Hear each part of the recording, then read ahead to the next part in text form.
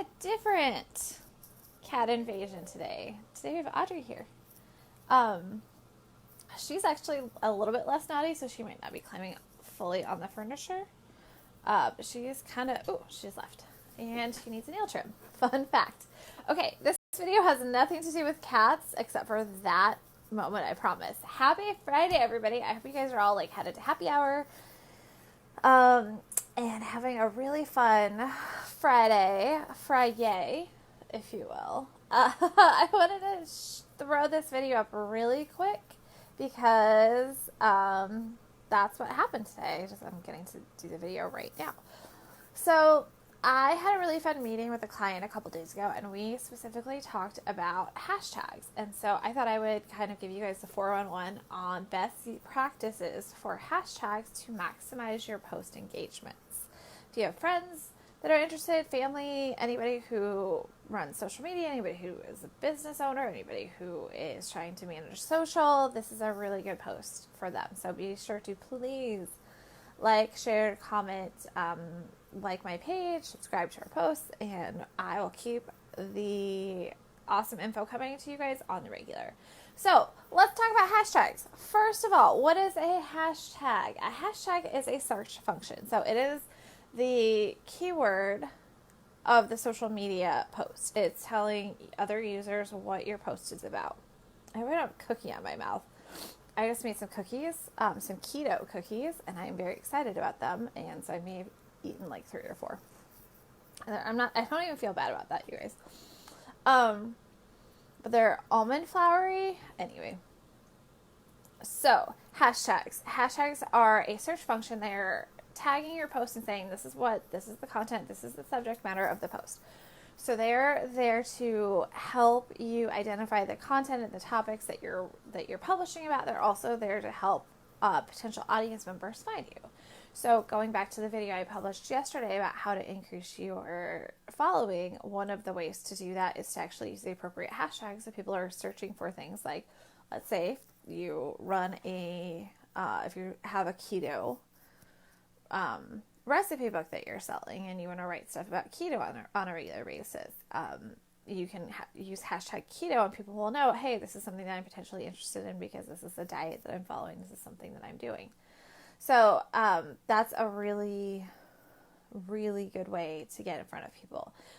What we don't want to do is what I refer to as hashtag keyword stuffing. So if anybody did like SEO and was a blogger, back like 6, 7, 8, 9, 10 years ago, what keyword stuffing is. It's when you throw in a million keywords that have nothing to do with your content, nothing to do with your posts, just to get people to come see it. That is a bad strategy. Do not recommend. So definitely also don't do that with hashtags. Well, what do? First thing is to figure out what hashtags to use. And a good rule of thumb is just thinking about in terms of if I were searching on Google for this topic and I wanted this post to come up, which is not necessarily how Google works, and you don't get every single social media post as a result on Google. Otherwise, we'd be on Google forever.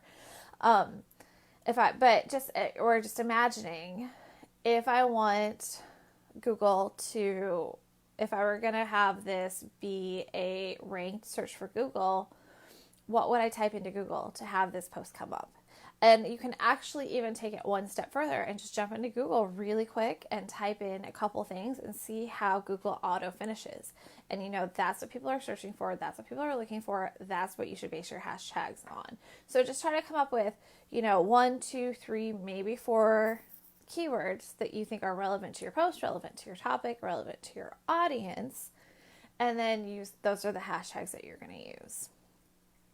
So a side note, I actually have a client who's an amazing client. They're fantastic to work with, and we've been working on social together for a few years now.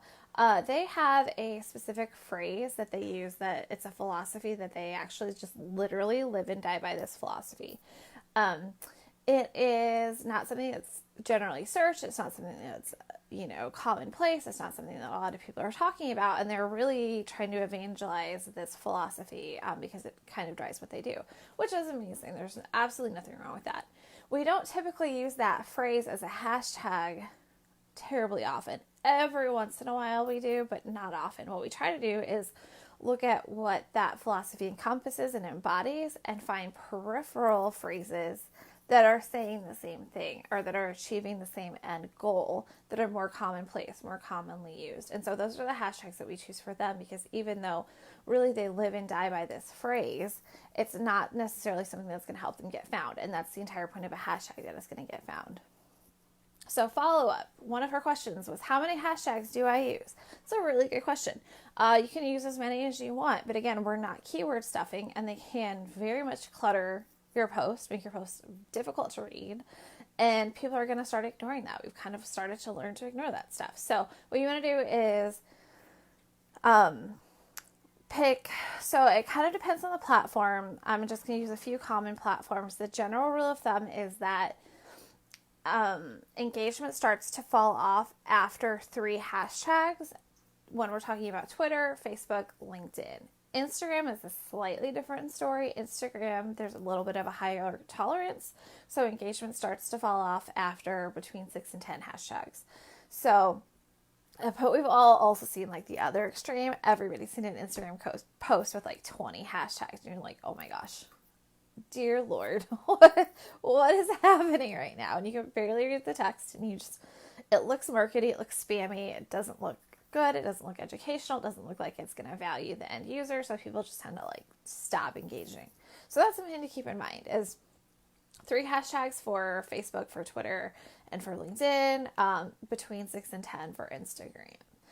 So, and then you want to try to think about the type of language you want to use, and just really look at who's searching. So Twitter is awesome, because when you are publishing, even if you're going in an automation software, Twitter will tell you when you start to type in your hashtag, like what the peripheral, or whether or not that hashtag is searched, whether or not it comes up as an autocomplete. Like, they'll offer you suggestions for a hashtag. Use those suggestions, because that's what people are actually writing about. Instagram, off the top of my head, I can't remember if my automation software does that for Instagram, but I know if you're like posting directly to Instagram, then sometimes it'll tell you like what good hashtags to use are. So just use the tools that you have at hand, and you don't have to make it super complicated. So bottom line, we are using hashtags as a search function. We are picking hashtags based on what people are actually looking for, and not necessarily what is important to us. So my company name, my brand name, my product name might be incredibly important to me. If it's not important to somebody who's searching for it, it's not actually that effective of a hashtag. So for example, if I am a hair salon and I use a product that is very well known, it's got a huge social media presence, people are talking about it, people are asking about it, it's a common product, or a common specific name out there, that's definitely a hashtag you can throw in. If it's something where you just really want to sell a product or sell a service, and people aren't aware of it, or people aren't as familiar with it, and the only other people who are using that hashtag are your friends who are selling the same product, it makes a difference. So this particular product, we do use the hashtag all the time, because people specifically look for salons that use that product. They're very well known. It's a great brand. It's a fantastic product. I use a lot of it myself. And it's fantastic. So that's a good use of a hashtag. A bad use to be something that people don't really know about, and they don't really care about. Because what we're trying to do ultimately is get in front of our target market.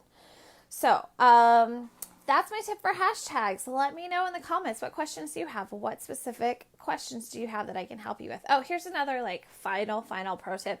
One of the things that we can do is, in every social post, we want to be driving some kind of action. So when I asked you at the beginning of the video to like, share, comment, subscribe, that's the action that I'm looking for you to take.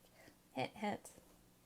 But what we're usually looking for in a social post is an action, whether you're trying to get people to engage, which is a perfectly legitimate call to action, whether you're trying to get people to go to a link, go to a website, visit a landing page, read a blog post, watch a video, go to another website. There's got to be something in there that we're driving people to do.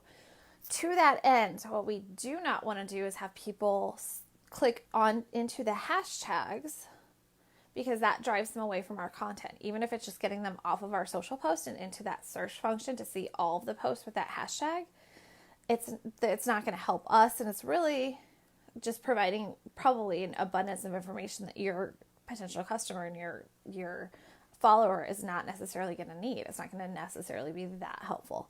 So we want to get the hashtags off of the main space so we keep people from clicking them. So what I either do is I recommend entering to the point where that hashtag is no longer visible in the immediate text of the post. So really the last thing that we're looking at is a link, and then you enter and then you put your hashtags below that, or you can put them in a bracket and say subjects, or anything that you can do to get them off of the main image of the page is incredibly important, because that can help prevent people from clicking into a hashtag and away from your content.